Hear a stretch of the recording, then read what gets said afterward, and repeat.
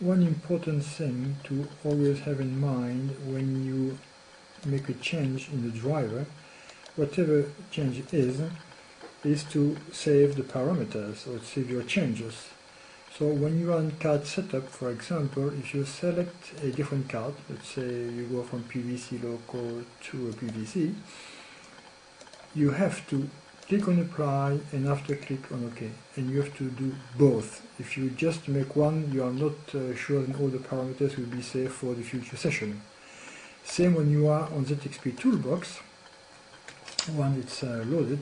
If, for example, you change some offsets or whatever, yeah, going down to firmware and settings, let's say, for example, I'm going to add a 5 degrees to the temperature, you have to click on settings. If you don't do that, your changes will not be saved.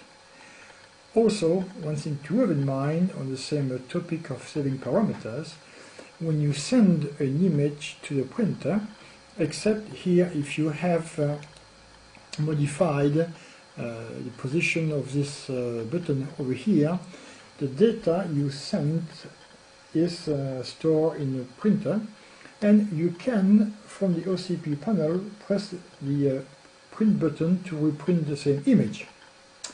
Evidently, if you do a change in the settings, again offsets or something in color, whatever, when you click on save here, what you do is saving the parameters you have changed for the actual driver setup, not in the printer, which means that if you click save settings here and you press the print button, you are going to reprint the image with the previous parameter.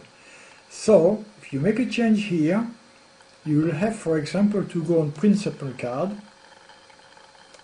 select the same card or whatever, and resend it. And when you are going to resend, or to send actually, the second image, now that second image will have the parameter you just changed.